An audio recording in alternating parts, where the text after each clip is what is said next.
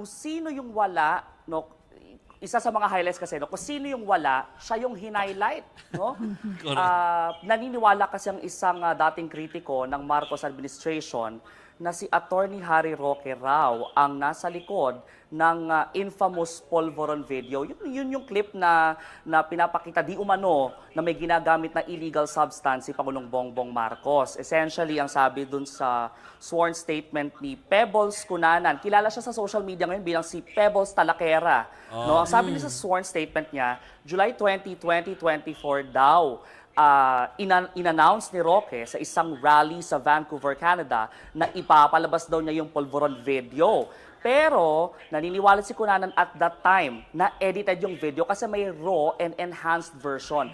So ang aim niya raw in coming out or parang facing the House with the sworn statement is maitama yung pagkakamali.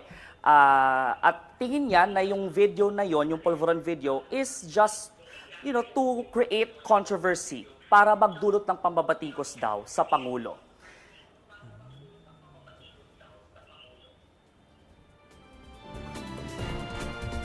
Okay, May pero... soundbite pa? Okay. Oo. Walang soundbite. Sorry. Naghihintay kami ng soundbite from Akala namin from may pero wala, magpe-play eh. So, meron lang, alam namin na Akala nagsabi... ko ako magdadab. Oo nga. si Brian po ay nasabi ng ibang highlights. Pero pwede ba makibalita tungkol doon sa Iringan? Hindi ba Iringan? Yung medyo pagpapalitan ng more details doon sa kay Congressman Abante at saka doon sa isang guest. Yung Joey Cruz ba? Oo, yung Joey. Oo. Or Joy. Tama kayo dyan. Sabi nyo nga, and I can confirm, uminit nga ang ulo ni Congressman Benny Abante. Well, this is not the first time, no? In the past hearings, siya at yung ibang mga mambabatas naglabas ng mga hinaing laban sa mga sinasabi ng mga vloggers tungkol sa kanila. Ang kinaibahan lang kasi ngayon, tulad ng sinabi nyo, kaharap na ni Abante yung vlogger na sinasabi niyang may atraso sa kanya, si Joey Cruz, aka Joey De Vive, or Vivre, kung Filipinized ang pronunciation. Minura kasi ng vlogger na to si Abante sa isang vlog na hindi maalala ata, no, it turns out, hindi maalala ng vlogger kung kailan niya to sinabi. Pero galit na galit si Abante. Essentially, ang bukang bibig ng kongresista, ano raw ang nagawa ano raw kasalanan niya dun sa vlogger at magkakilala ba sila nito para murahin siya sa social media. Habang galit na galit si Abante, itong si Joey Cruz trying to keep her cool, kalmado. Ang sagot lang niya, very consistent, freedom of speech daw ang ginagawa niya. In her own words, and I quote, "Part of my freedom of speech is to react to the action of a public official." Kaya lalong nagalit si Abante. So, pag daw ba minura ni Abante si Joey Cruz, freedom of speech yun? Yes, ang sagot ni Joey Cruz. Diba? So, consistent ang paggiit ng vlogger na bahagi lamang ng freedom of speech ang kanyang ginagawa. Inaamin niya na minura nga niya si Congressman Abante sa kanyang vlog dahil karapatan daw niya yon na batikusin ang isang opisyal na hindi niya gusto. Balik sa Pero Brian, 'di ba sabi ni Kong Abante na kapag kapag minura ka, kapag gumagamit ka ng malicious words ay parang violation of human rights. And sinabi niya, 'di ba, you violated my human rights. So anong sinagot dito ni Joey Cruz? Ay, again, consistent talaga siya. Actually, may karugtong nga yung tanong na yun ni Abante, di ba? Ang unang tanong was, pag ba minura kita, freedom of speech yon? Yes. Paano pag sinampal kita, freedom of speech pa rin ba yun? Kasi merong isang post si Joey Cruz na meron daw siyang parang isasampal di umano na facts or information, evidence na isasampal daw sa pagmumuka ni Congressman Abante. Binalikan tuloy ni Abante si Joey Cruz. Paano kung sampalin kita? Freedom of speech pa rin ba yun? Ang sabi lang ni Joey Cruz ay, this is an overt action. So hindi na yun freedom of speech. Ang sagot lang ni Abante, yan, Diyan tayo magaling. Balik sa inyo. Brian, balikan ko lang yung sinasabi mo kanina na naturo si Attorney Harry Roque na naglabas nung Polvoron video. Napag-usapan ba yung tungkol dun sa authenticity noong video na pinalabas? Because I understand, nung panahon na lumabas yung video na yon, ang kino-contest ng admin, fake naman siya eh. Parang AI lang, hindi naman talaga si BBM. Yes, at yun din ang lumalabas sa hearing. Essentially, pinagtitibay kung ano yung nasa sinumpaang salaysay ni Pebbles Cunanan na naniniwala siyang edited yung video. Hindi ito totoo. Ito ay para lamang sa paninira o pagdulot ng kontrobersiya laban sa Pangulo. By the way, nag-live pala si Attorney Harry Roque sa Facebook. Kasama niya si Claire Contreras, aka Maharlika.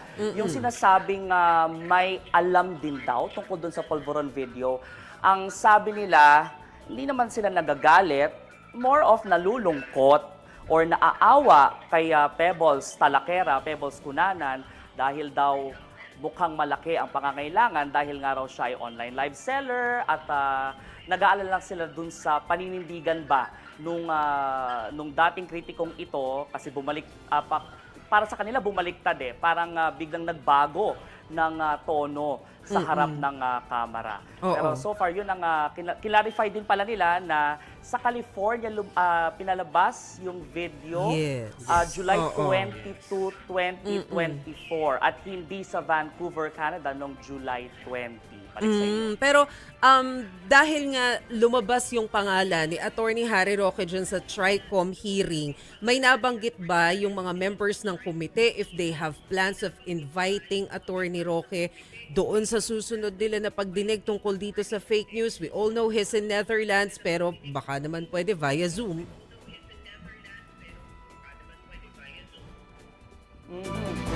Yan ang babalikan ko with the lawmakers. Pero what you're sure of is, yung mga ibang in-invite nila na hanggang ngayon ay hindi pa nagpapakita ay cited in contempt na at ipaaresto na. So yun yung apat na vloggers at staunch supporters ni dating Pangulong Rodrigo Duterte na sina Jeffrey Celis, Dr. Lorraine Badoy, si Sas Sasot at si Mark Lopez. So it was discussed in the hearing earlier na nasa abroad si Sasot, si Badoy at si Celis. Nakausap ko si Celis, nasa Canada raw siya. And is now in self-preservation mode kasi ayaw niya talagang pasakop sa Kamara sa proceedings na ito. Balik sa inyo. So siyempre yun ang aking huling tanong bilang follow-up. So hindi pa yung hearing kanina yung huli sa serye na ito at i-expect natin na meron pa silang mga follow-up dahil meron pa nga hindi nagsisipagpunte. That is true, Jovi. Pero on the part of these vloggers, lalo na si Celis, dahil tinanong ko naman sa kanya kung if he speaks on behalf of his colleagues, comrades, or friends, not totally, no? But as far as he is concerned, he is adamant na hindi siya magpapasakop sa kapangyarihan ng Kamara. Hindi niya nagugustuhan yung proceedings dahil ginagamit daw itong weapon para i-persecute o para ipakulong lang sila. One of the reasons kung bakit daw self-preservation mode siya ngayon ay dahil nakatanggap daw siya ng impormasyon di umano mula sa reliable sources dito sa loob ng House of Representatives na dediretso sa Quezon City Jail kung siya ay magpapakita dito sa Kamara kasi cited in contempt siya. But then again, yun ang sabi niya. And the real reason why he's in Canada is because meron siyang political meeting with the Filipino community doon sa Canada. Kasi di ba he's also running for or eyeing a seat in Congress. Kaya siya nandoon ngayon sa Canada para makipag-usap sa mga overseas voter doon.